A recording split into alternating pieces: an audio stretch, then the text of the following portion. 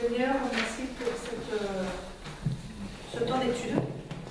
Je te prie qu'au travers de tout ce que tu nous apprends et de tout ce qu'on va découvrir, tu fasses du bien à tous ceux qui nous regardent, Seigneur, que, comme je l'ai dit dans ma prière tout à l'heure, Seigneur, que tu régénères, que tu fortifies, que tu renouvelles, que tu encourages, que tu fasses du bien. Vraiment, je t'appelle à saisir les cœurs et les pensées, Seigneur, pour convaincre, parce qu'il n'y a que toi qui peux convaincre.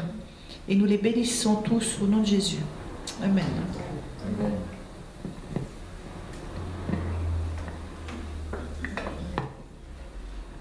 Bon, ben, ce soir, on va passer au quatrième chapitre du fondement biblique, et ça s'intitule la Bible. Nous verrons respectivement l'authenticité, l'autorité, les canons bibliques et la doctrine biblique. Alors ce soir, nous allons voir l'authenticité. Parce qu'effectivement, qu'est-ce qui nous prouve que rien? Eh ben non. Comme disait David tout à l'heure, apporte-nous le, eh ben c'est apporté, apporte-nous du changement puis fais-nous trembler, eh ben ça va trembler. Surtout en ce moment, avec ce qui se passe dans le monde. Comment les documents bibliques sont parvenus jusqu'à nous? La loi, qui est appelée Torah par les Juifs, a été écrite par Moïse, Moshe pour les Indiens. C'est dans Deutéronome 31, de 24 à 26. Et pendant que David cherche celui-là, il y a quelqu'un d'autre qui va chercher 1 Samuel 10, 25.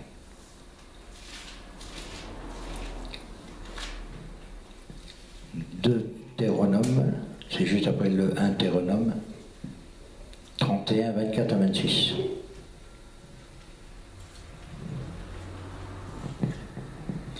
Lorsque Moïse eut achevé d'écrire dans un livre les paroles de cette loi jusqu'à la fin, il donna cet ordre aux Lévites qui portaient l'arche de l'alliance de l'Éternel.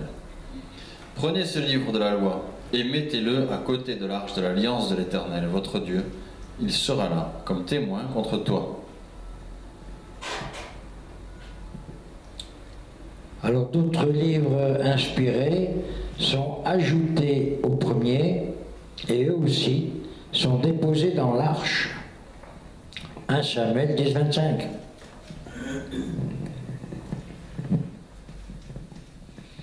Samuel fit alors connaître au peuple le droit de la royauté et il l'écrivit dans un livre qu'il déposa devant l'Éternel.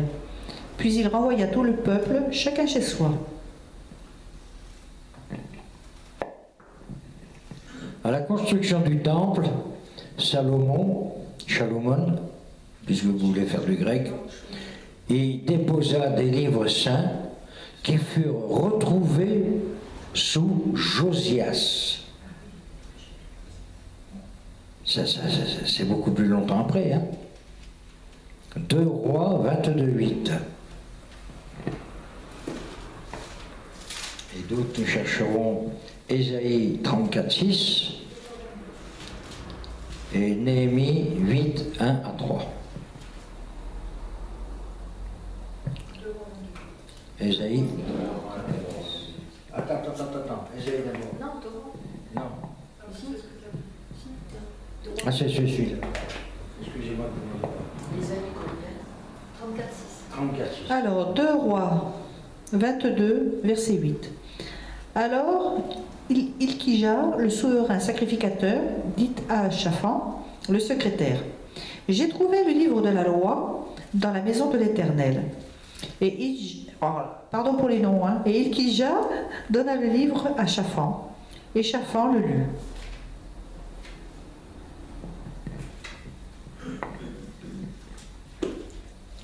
Ésaïe en fait aussi mention dans le Ésaïe 34, 6.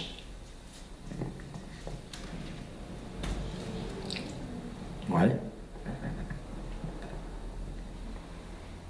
Tu es là? Je te le rendrai après.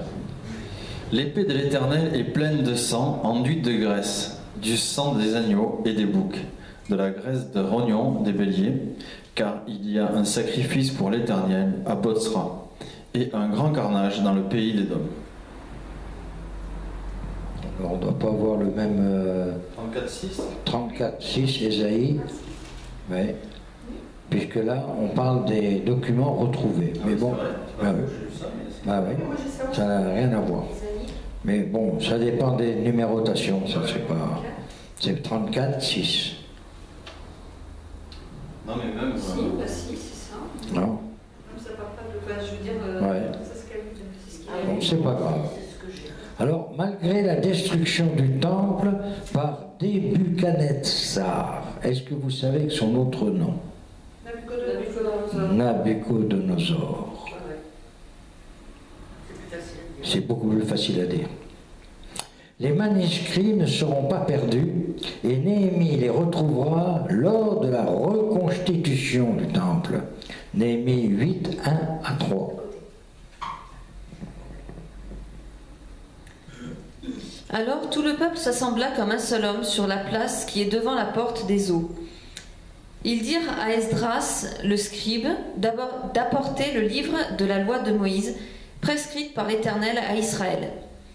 Et le sacrificateur Esdras apporta la loi devant l'assemblée, composée d'hommes et de femmes et de tous ceux qui étaient capables de l'entendre. C'était le 1er jour du 7e mois. Esdras lut dans le livre depuis le matin jusqu'au milieu du jour sur la place qui est devant la porte des eaux, en présence des hommes et des femmes et de ceux qui étaient capables de l'entendre. Tout le peuple fut attentif à la lecture du livre de la loi. C'est le verset 16, je crois. En fait, Estrade. Isaïe 34.16. 34-16. Effectivement. Et je crois que ça va être la première partie, parce qu'après le reste, ça pas. C'est consulter le livre de l'Éternel et lisez. 34. Ah oui, oui, d'accord. Je sais pas comment c'est passé. Tu rectifieras sur le papier, sur le double que je t'ai donné. Donc il est question ici du Pentateuque, c'est-à-dire les 5 premiers livres, également appelés les étuis. Étuis parce que les rouleaux étaient... d'accord? Non, c'était des rouleaux. Hein? Alors, la collection des livres de l'Ancien Testament est supposée être l'œuvre de la grande synagogue, qui était un comité dont faisaient partie Esdras, Néhémie, Agé, Zacharie et Malachie. Alors, de l'origine à la copie. Ordre chronologique des documents. La version des Septante, à partir du IIIe siècle avant Jésus-Christ. Beaucoup de Juifs dispersés en milieu grec perdent peu à peu la connaissance de l'hébreu et ne comprennent plus les lectures qui sont faites à la synagogue. C'est alors en Égypte, à Alexandrie, c'est-à-dire c'est le nord, c'est le nord-nord de l'Égypte, hein. Une traduction en grec est entreprise par 70 savants, d'où version des Septante, tout simplement. Ce travail semble achevé vers 130 avant Jésus-Christ. C'était la version courante au temps de l'établissement de l'Église. Toutefois, la traduction est inégale. Le Pentateuque est beaucoup mieux traduit que le reste. Le Pentateuque samaritain, 400 ans avant Jésus-Christ.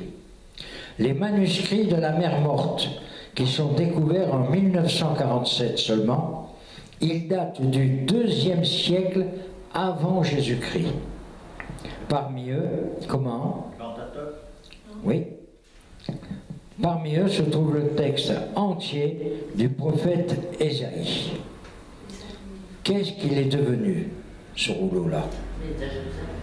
Il est à Jérusalem, dans un abri anti-atomique, et les enfants, et même les grandes personnes, ceux qui veulent, qui vont le visiter avec leur classe, prennent un doigt, car il est rigoureusement interdit de toucher un rouleau.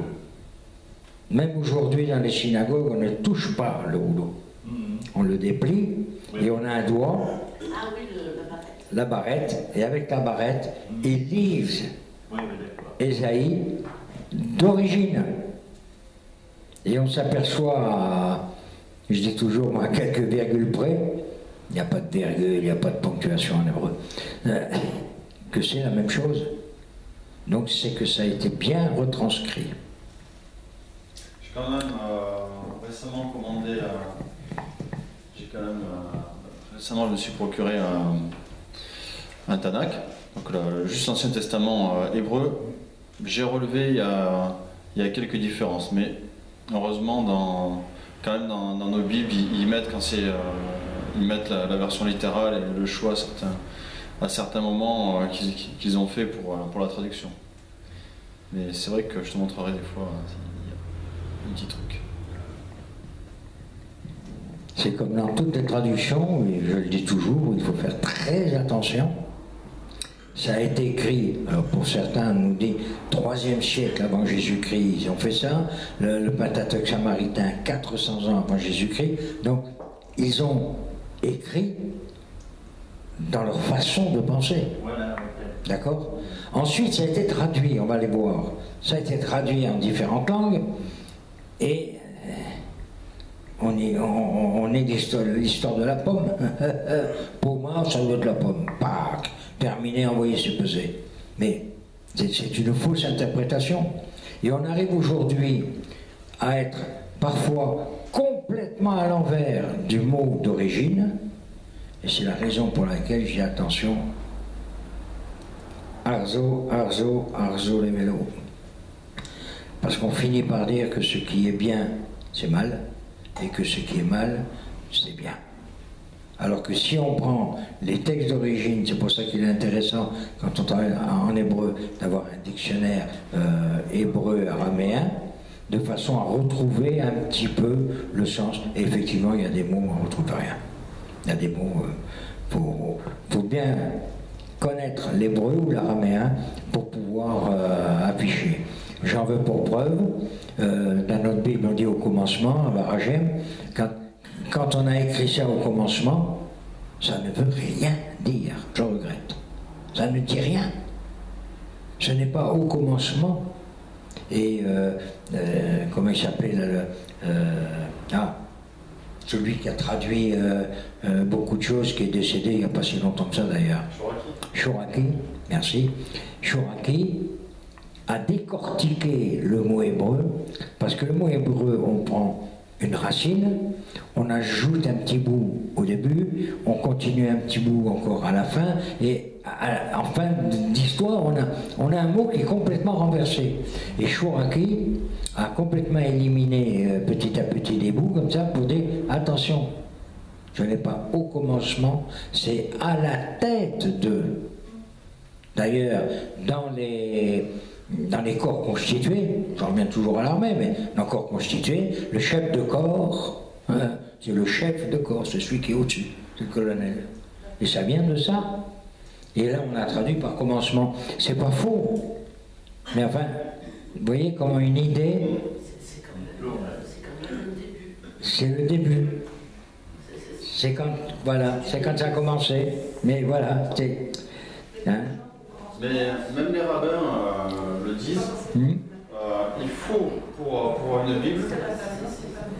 Excusez-moi, je disais que même les rabbins le disent. Ce qu'il faut pour comprendre l'Ancien Testament, c'est avoir plusieurs traductions différentes. Je les écoutais, ils disaient oui, il faut avoir la Gallimard, machin, ceci, cela, parce que comme ça, on peut se rapprocher le plus possible du sens originel. Parce qu'en fait, un mot, suivant qu'il y a un trait, un espace, pas de trait, pas d'espace, ou même tout seul, il peut avoir plusieurs significations. Donc pour être au plus proche, il faut avoir plusieurs idées. C'est ce qui fait dire à certains, la Bible, ouais, bon, ouais.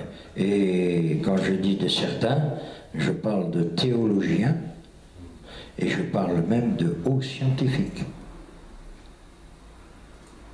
La Terre a commencé par le Big Bang, et la Bible n'en parle pas. Ah non, t'as qu'à regarder le deuxième verset de la Bible, tu verras de quoi qu'il cause. C'est respecté dans la Bible. Ah oui. La séparation des eaux, les poissons. Bien sûr, bien sûr. C'est bien la chronologie. Oui, oui. Oui. Respecter la chronologie. Ouais. Mais, comme disent certains scientifiques, on descend du singe. Et le singe descend de l'arbre. Voilà. Et pourtant, ils sont persuadés que... Ah non, non, t'as pas la tête d'une guenon. Donc il y a certaines choses qui sont respectées, mais il y en a qui ne le sont pas. Voilà. Comme par exemple le soleil. Le soleil, il n'arrive pas au début. Non. Il arrive après. Mais en fait, il faudrait pas chercher à prendre, je pense, hein, c'est mon avis, il faudrait pas chercher à prendre le début de la Genèse pour dire, voilà, ça s'est passé dans tel ordre. Parce qu'à un moment, on va buter. C'est obligé. À un moment, on va buter. En revanche, la Genèse dit quoi? Le monde, l'univers a été créé par Dieu. Il est souverain et il en fait ce qu'il veut. Voilà. Et il a bien créé les êtres d'un côté et l'homme après. Alors, nous en étions donc au manuscrit de la Mer Morte. Il date du IIe siècle avant Jésus-Christ, et parmi eux, donc, se trouve le livre d'Ésaïe. Le livre D'Ésaïe. Ah oui. Ah oui. Alors, version Ancien et Nouveau Testament réunis. La syriaque, qui vient de Syrie, date du IIe siècle de notre ère. La version latine, fin du IIe siècle. L'italien, qui était en latin. La Vulgate, document fondamental de l'Église catholique, traduite par Jérôme au IVe siècle. Il en existe une maintenant, qui est répandue dans toutes les églises de France et de Navarre. C'est la Bible du Vatican, qui a été faite par le chanoine Crampon. Je l'ai à la maison, si ça vous intéresse ou pas. Il y a tous les textes. Et c'est très précis. Et comme tu dis, en bout de page, il dit attention, dans telle version on dit comme ci, dans telle version on dit comme ça. Donc il a fait un très bon boulot. Très bon boulot. Hein. Et Crampon date du 17e, 18e. Je ne sais pas exactement la date, je vous la communiquerai si ça vous intéresse. Ça, c'était la Vulgate. Il existe également plusieurs versions du Nouveau Testament seul. Les Masorettes de Massorah étaient une traduction, c'est-à-dire l'ensemble de tous les renseignements concernant le texte sacré, longtemps conservé par la tradition orale, car le début de la Bible a été transmis, je regrette beaucoup, par les femmes aux enfants. Ce sont les femmes qui éduquaient les enfants et leur récitaient le Pentateuque. Eh oui. Alors, il est certain qu'il y en a une qui appuie un peu plus sur le devenir, l'autre sur le il faudrait, l'autre écoute quand que je cause, et puis bon. Alors, il y a peut-être des trucs qui viennent aussi de là, des petites fluctuations. Mais quand on voit certaines religions, je ne veux pas toujours parler de la même, il ferait bien de se renseigner avant, plutôt que de dire des mensonges. Parce qu'ils disent des mensonges. Un mensonge, c'est le contraire de la vérité, et quand on est acculé, c'est aussi ne pas dire la vérité, voire au pire se taire. Et se taire, c'est déjà un mensonge. D'accord? Donc au 5e siècle, des savants juifs issus de cette Massorah ont entrepris la copie des textes avec la plus grande minutie. Les mots et lettres étaient comptés, épelés à haute voix au fur et à mesure qu'ils étaient écrits. Chaque fois qu'ils écrivaient 7 fois leur plume,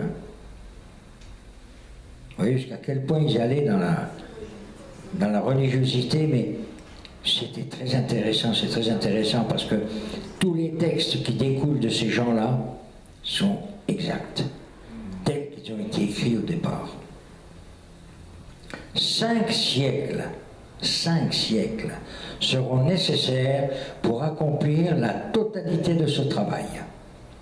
Le rouleau mis à jour à la mer Morte accuse une conformité presque totale avec le texte masorétique. Vous vous rendez compte le temps qu'il a fallu, et ça a été transcrit, hein. Alors que reste-t-il de ces manuscrits? Eh bien, actuellement, on n'a plus d'originaux de la Bible, hein. Mais grâce aux copies, il reste 1300 manuscrits de l'Ancien Testament en hébreu et 500 du Nouveau Testament. Pour l'Ancien Testament, le plus ancien est le manuscrit babylonien qui date du Xe siècle après Jésus-Christ. Pour le Nouveau Testament, il reste le Codex Vaticanus, document du IVe siècle déposé au Vatican, et le Codex Sinaiticus, découvert au Sinaï, dans un monastère entre le IVe et le Ve siècle, actuellement déposé en Angleterre. Alors, sur quoi était écrit tout cela?